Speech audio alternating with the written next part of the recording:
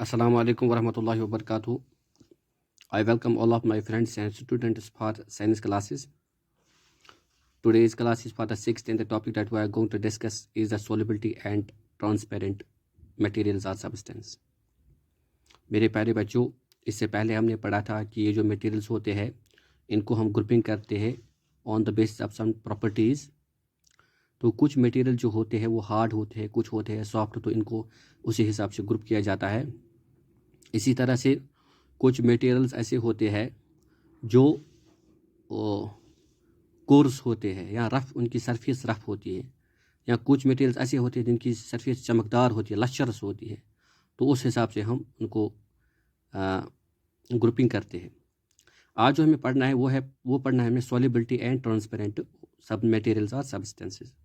कुछ मटेरियल्स ऐसे होते हैं जो दूसरे सब्सटेंस में कम्प्लीटली डिज़ोल्व होते हैं या हल हो जाते हैं, तो उसको हम कहते हैं सॉल्युबिलिटी।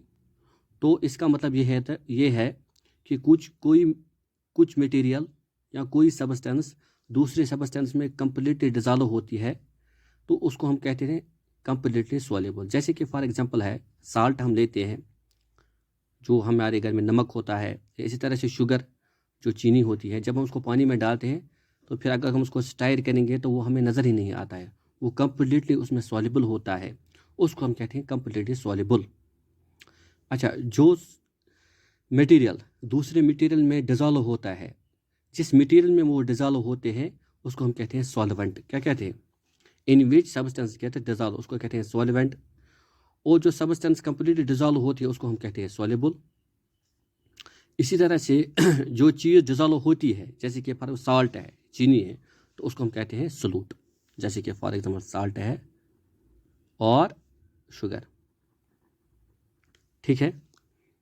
तो इसी वजह से जो सब्सटेंस दूसरी सब्सटेंस में डिज़ोल्व नहीं होगी, जैसे कि फॉर एग्जांपल हम पानी में डालेंगे कोई सैंड, रेत डालेंगे या मिट्टी डालेंगे, तो वो उसमें डिज़ोल्व नहीं होगी, तो उसको हम कहेंगे इनसॉल्युबल। क्या कहेंगे? तो इनसॉल्युबल वो सब्सटेंस होती है जो कि दूसरे में डिज़ोल्व नहीं होती है। इसी तरह से सॉल्यूट वो होता है जो दूसरे में डिज़ोल्व हो जाता है, जैसे कि साल्ट है या शुगर है। सॉल्वेंट वो होता है जिसमें कोई सब्सटेंस डिज़ोल्व होगी, जैसे वाटर है, जैसे फॉर एग्जाम्पल वाटर है। तो ये है। इसके बाद हमें पढ़ना है कुछ मटेरियल्स ऐसे होते हैं जो पानी की सरफेस पे तैरते हैं, फ्लोटिंग करते हैं। तो कुछ मटेरियल्स ऐसे होते हैं जो पानी पे नहीं तैरते हैं, जो उसमें डूब जाते हैं। जैसे कि फॉर एग्जांपल हमारे पास लकड़ी है, ये जो लकड़ी होती है अगर हम पानी में इसको डालेंगे तो ये फ्लोट करेगी, ये तैरती है पानी की सरफेस पे। इसी तरह से अगर कोई हम पत्थर डालेंगे पानी में तो वो तैरता नहीं है, वो डूब जाता है, वो दैट गेट्स सक इनटू द वाटर। तो इससे हमें ये पता चलता है कि कुछ सब्सटेंस ऐसी होती है जो पानी पे फ्लोट करते हैं, तो कुछ सब्सटेंस ऐसे होते हैं जो पानी में डूब जाते हैं। तो इस तरह से हम उनको मटेरियल को ग्रुप करते हैं। इसी तरह से कुछ मटेरियल्स ऐसे होते हैं जिनमें लाइट पास होती है, तो हम जो उसको उसके आर पार देख सकते हैं। तो कुछ मटेरियल्स ऐसे होते हैं which allow light to pass through them, they are called as transparent. कुछ मटेरियल्स ऐसे होते हैं जिनमें लाइट पास हो जाती है और हम दूसरी तरफ देख सकते हैं कि उधर क्या है, उसको हम कहते हैं ट्रांसपेरेंट सब्सटेंसेस। जैसे कि हमारे पास मिरर होता है, वाटर होता है, एयर होता है। तो ये जो सब मतलब मटेरियल्स होते हैं इनको हम कहते हैं ट्रांसपेरेंट, क्योंकि इनमें लाइट आसानी के साथ पास हो जाती है, इनको कहते हैं ट्रांसपेरेंट। इसी तरह से कुछ सब्सटेंस ऐसी होती हैं, मटेरियल्स ऐसे होते हैं which not allow the light to pass through them, they are called opaque, उनको हम कहते हैं ओपेक। तो ओपेक सब्सटेंसेस वो होती है या मटेरियल्स वो होते हैं जो लाइट को पास होने नहीं देते हैं।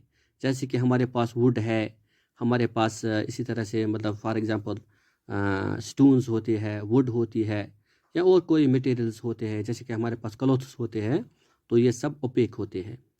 तो कुछ मटेरियल्स ऐसे होते हैं जो जिनमें आधी लाइट पास हो जाती है, तो उनको हम कहते हैं ट्रांसलूसेंट। तो ट्रांसलूसेंट वो मटेरियल्स होते हैं जिनमें थोड़ी बहुत लाइट पास हो जाती है लेकिन बहुत कम होती है, और हम धुंधले धुंधले उनमें चीज़ें दिखाई देती है। जैसे कि फॉर एग्जांपल अगर हम किसी पेपर पे ऑयल डालेंगे तो वो बनता है ट्रांसल्यूसेंट। इसी तरह से हमारे पास पॉलीथीन, कलर्ड पॉलीथीन होता है, तो उसमें थोड़ा थोड़ा हम देख सकते हैं, उसको हम कहते हैं ट्रांसल्यूसेंट।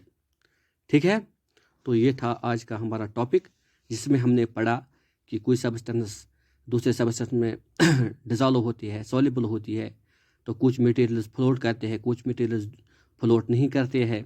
इसी तरह से हमने पढ़ा आज कि कुछ मटेरियल्स में लाइट पास होती है, उनको हम कहते हैं ट्रांसपेरेंट। कुछ मटेरियल्स ऐसे होते हैं जिनमें लाइट पास नहीं होती, उनको हम कहते हैं ओपेक। और कुछ मटेरियल्स ऐसे होते हैं जिनमें थोड़ी बहुत लाइट पास होती है, उनको हम कहते हैं translucent. Thank you my dear friends for watching me.